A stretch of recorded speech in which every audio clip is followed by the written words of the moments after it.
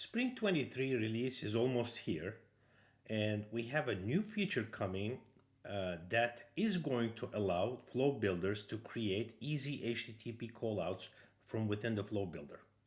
Now, if you're following my YouTube channel, I have actually recorded another video that talks about most of the Spring 23 features that are coming for Flow. But I have left one important feature out, which is this HTTP callout functionality. What is HTTP callout? Now, when you need to use another service out on the internet that has an API, you can actually create a named credential that contains the internet address for that server, and you can send a message from within your flow to that server and get a response in JSON format. And if you process that response, you can extend the flow functionality and do things that you cannot do currently from within the platform. And if you want to know how this is used, my good friend Josh Dayment and I worked on a couple of examples together, and we handpicked one for you. And you are going to see a live demo of that functionality within the next few minutes. So remember to like this video and subscribe to the YouTube channel for many new additional features like this. Now, I say Josh and I collaborated on this content, but Josh Dayment has done most of the work, and I was there for the fun ride. Now, without further ado, let's go into the live demo. Enjoy.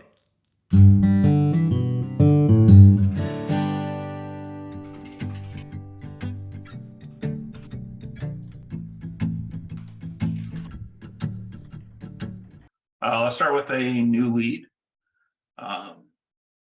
So I'll go ahead and give myself. I'll be the new lead again. My company.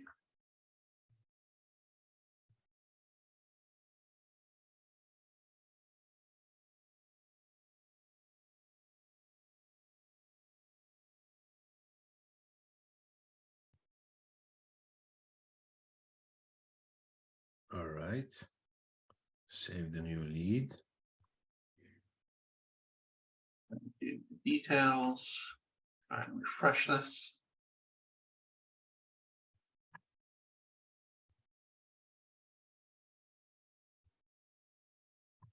All right, so my lead's been created. My phone number was validated. You can see my cell phone number is Verizon Wireless. It's mobile, and the location's in Marion County, North Carolina. Wow, that's nice. So it pulls that in for using the HTTP callout, right? Correct. So what I did here was I created a record triggered flow on create and included an asynchronous path. And then I built an HTTP callout action all within the same flow that does a call out to an API service to return information on that phone number that I entered into my lead on create. Also do the same thing for if a phone number changes on a lead. Maybe we found out that the phone number was invalid. We updated the phone number. It'll do that same call out and validate that new number that I enter in as well. And this is new functionality that's coming with Spring 23. Yeah, trying to make life easier for admins is what Salesforce is trying to do. Before this, you had to do a lot of different steps in order to do some type of external service. And this is this going to be in beta in Spring 23 or GA? I can't remember. I think it's beta. Beta. Okay. Yep. All right. Yeah. Can you show us the flow? Sure.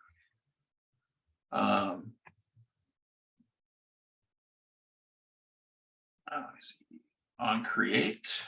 So in my flow, I have some conditions here. This one runs when my record is created. I'm looking at at my phone field on my lead object. I have one first condition where phone does not equal to empty string. The reason I'm using this is in the scenarios where you have web to lead, or maybe it's a mass data import or through some type of other service that's creating your leads inside of your org. Sometimes characters can get picked up and thrown into fields that we don't see in the UI. Salesforce might treat it as an empty string. However, it's not going to treat it as null. So that's why I decided to add both where phone does not equal empty string and phone is null false.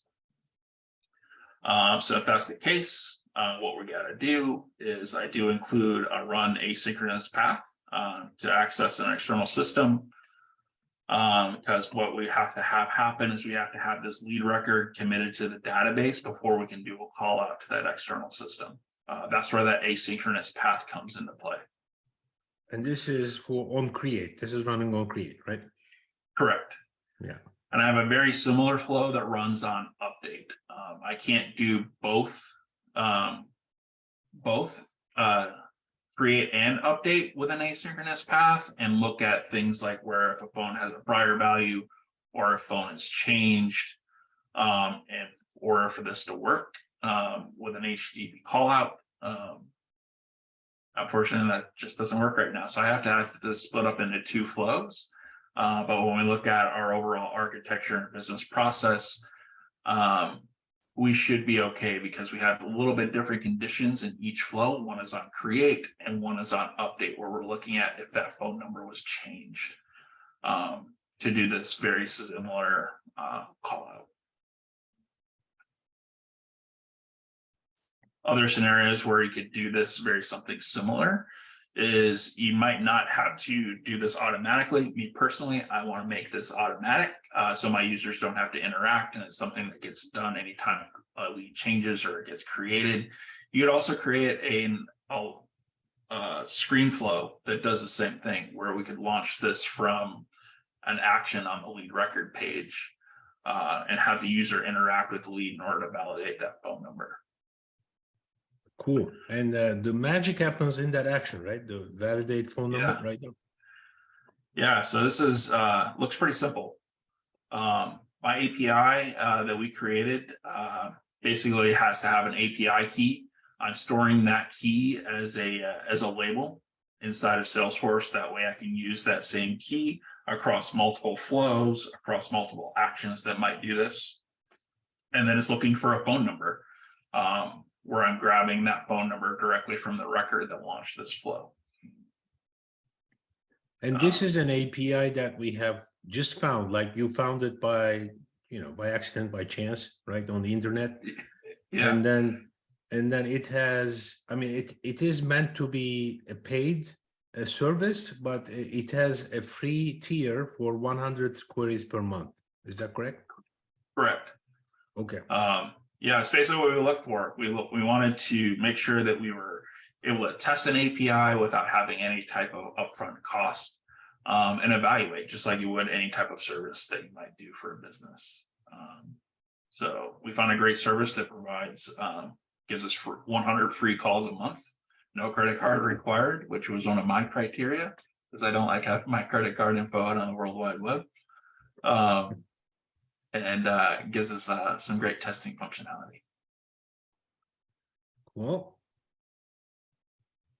And then basically what we do after our call out here, we have our update element where I'm updating that phone number details field with a text template. We'll take a look at that here in a second. And then some outputs from my validate phone number action.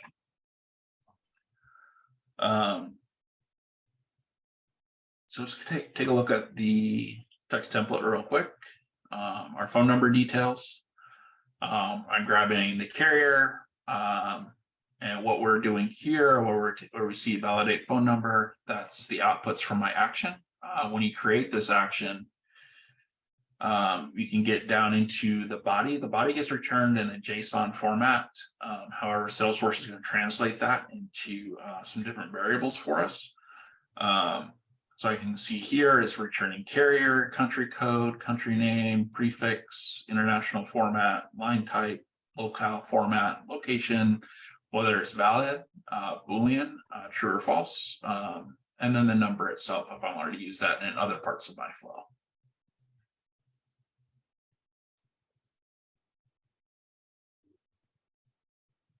Yeah, so I mean, essentially this flow runs.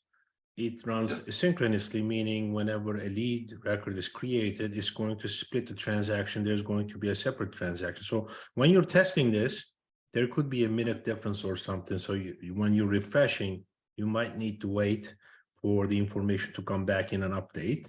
Then it goes out, it does an HTTP call out to the API that we have set up. It gets the response. The response is parsed to JSON into fields, and then the variable fields, let's say, and we, using the text template, we split them out, and then we put them like on a format, and then update the record with that, right?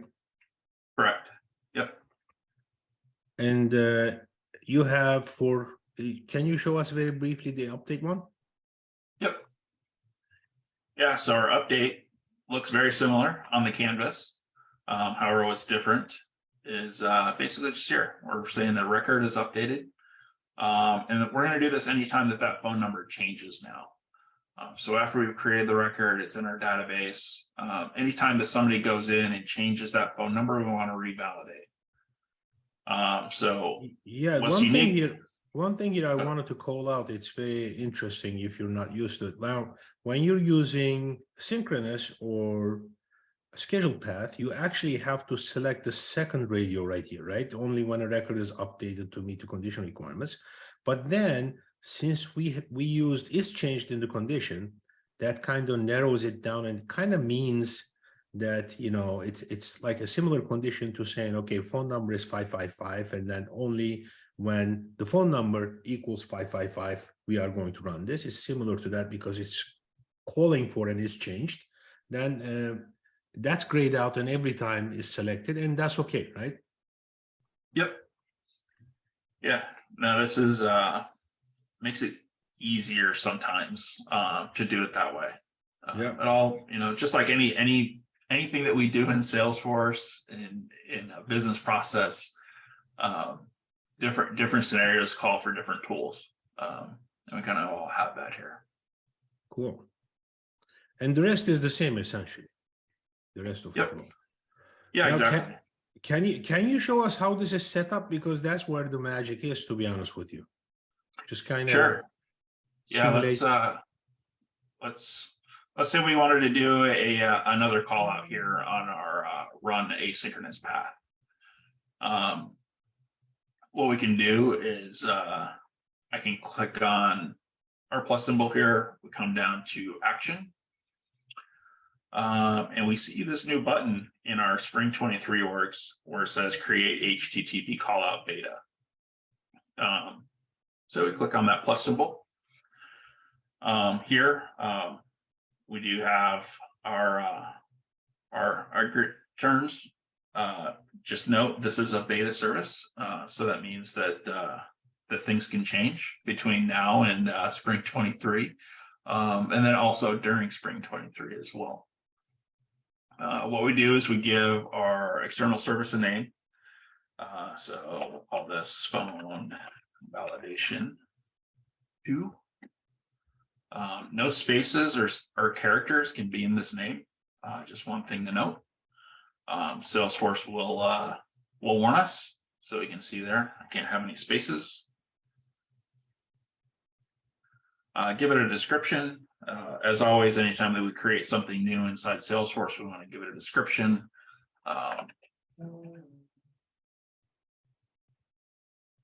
Its phone numbers, and then name credential. I forgot to mention that we do have to create a name credential prior to creating this. So let's go ahead and we'll just save this real quick, and I'll show you what that looks like for a name credential and how we set that up.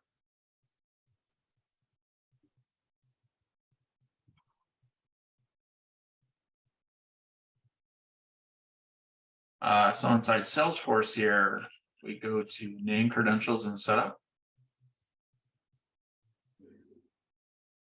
And as you can see, I already have several created, as Andy and I have been testing extensively. But we'll go through the actions of what it's like to create a new one. We're not sure if it's something in our org right now, or if it's just a feature that hasn't been pushed to pre-release orgs, but there is a new way to create a name credential. However, this dropdown is not working. So we don't have very many notes on that right now, but we can still do it the legacy way by clicking on new legacy. And then you want to give your name credential a phone number, or I'm sorry, a label. And then the URL. This URL is going to be basically the endpoint for where you're making your API call to. When you start looking at API documentation, it's going to tell you what endpoint to use. And in this case, for API layer and the number verification, this is the endpoint URL that we're using for our credential. When we look at authentication for identity type and authentication protocol, they don't require a direct authentication for their API. Some other APIs might. Examples are, I've used ONET as a government service from Department of Labor. In the past, they require a username and password. So you could do per user, for example, and then password authentication. So what this will do is anytime that you're making a call to this name credential, it'll automatically pass through the username and password if we're using password authentication. And then there's some more in-depth ones through OAuth 2.0, JWT token exchange, which I encourage you to just read the documentation on that. However, for this one, like I said, it's anonymous and there's no authentication because I'm actually going to pass through an API key into the header of that API. I'll show you kind of how we do that in the other screen. So we do want to allow merge fields in the header and the body in this case, and then we would hit save, and then we create that that name credential prior to creating our HTTP callout. I'm going to hit cancel for now since we already have one created. So now what we're doing is we're actually going to create an invocable action. That's what this service does, is it creates an invocable action, just like an invocable Apex action that a developer might create. However, we're doing all of this with clicks and no code, which is awesome. Makes everybody's life a little bit easier.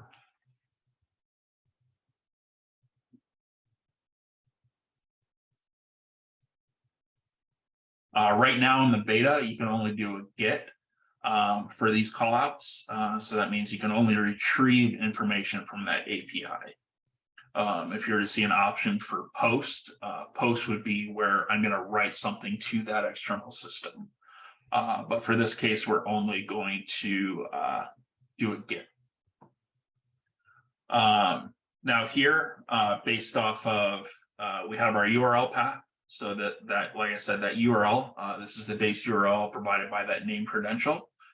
So that's where that's important. And then here we can create a URL endpoint. So this one, if this API, for example, did not require us to have an API key, where we're only going to do the number, for example, we could do something like this. So number is the key that it's looking for. So I'm trying to pass through a phone number into the value for number in this API. If I were to do this directly, what would happen is anytime that I make a call out to this, I have to have the number field passed, and we'll see what that looks like when we configure that action when we're done. However, this one needs an API key. So what we do here is we can add in several keys that we can pass through into the header of our API call. So here I have API key, and then this data type is going to be a string. I want to make this required. So anytime that somebody uses this action inside of a flow, this field is required in that action. The other key that we have here that's required for this is going to be number. And this is the phone number that we're making a call out to validate. Just to clarify this here, now we are creating what we have seen in the flow under lightning bolt, right? So that action, Yep. and we have all used actions, and then the actions take parameters, inputs, and then we are defining what those inputs are going to be for the specific action that we are creating. Once we create, we can always call and use that action, right? Correct. Yep. And this can be used multiple times, brand new flows. I could go back and edit existing record triggered flows where I might want to include this service as part of that, or screen flows anywhere. So this is going to create it once, and I can reference it anywhere across Flow Builder for the most part. Cool. And because I have to have a phone number, I'm going to make that required as well. You don't have to make it required. However, if you try to make that call out, it's going to fail. And then the next step that we need to do is we need to create a sample response. So your sample response can be found. Let me find an example.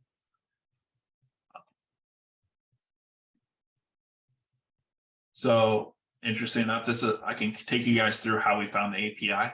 I did. I literally Googled phone number validation, and I clicked on the very first article that I found, and then this is the one that I found here.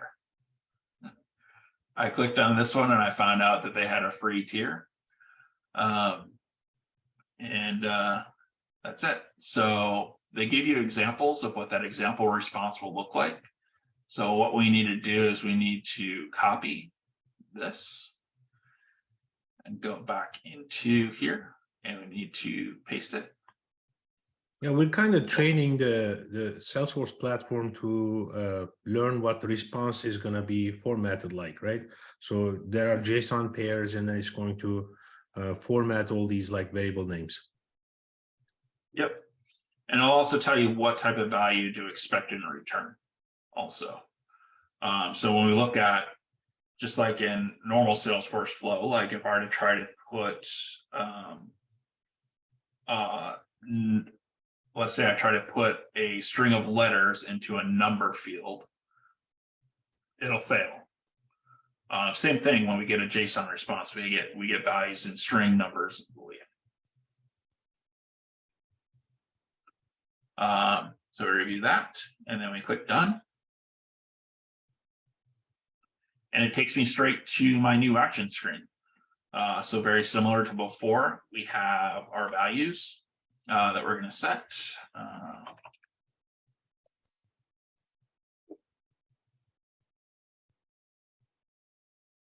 So this is where we have our API key. And like I said, I did store that as a custom label in my org. So that way we can reuse that key across multiple options. And then once again, we're going to set that phone number using the phone. And done. Cool. And that's it. And like I said, we can reuse this action now. So if I click on action here,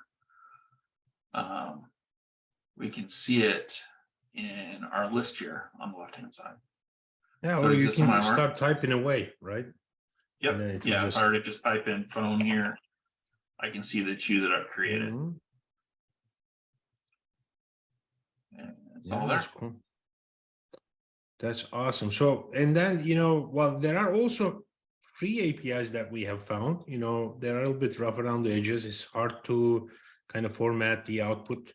And there were some, well, there was a very interesting one that had random user information generator, but it was actually creating arrays within arrays, and it was very hard to process the response. For that, you would have to probably build some kind of like JSON parser or something like that using code. We have not done that. And then we had another one that actually responds to zip code information. With zip code information, it will respond and then give you longitude and that kind of where the city for the zip code and that kind of stuff. Yep. I found another one this morning that also will return if an email is valid. So we look at those scenarios where, like what we're using with the phone number and lead. Another use case, your marketing team could love you if you could automate and find out that, hey, that email that lead put into that web lead form is actually a valid email. And we're not consuming those sends and hurting our ratings. Useful stuff. Yeah. Thank you very much. Yeah. Well, I mean, I keep saying we've collaborated on this one, but Josh completed pretty much the whole project, did the heavy lifting. Thank you very much, Josh. I appreciate it. Yeah, not a problem. Yeah, it's been fun.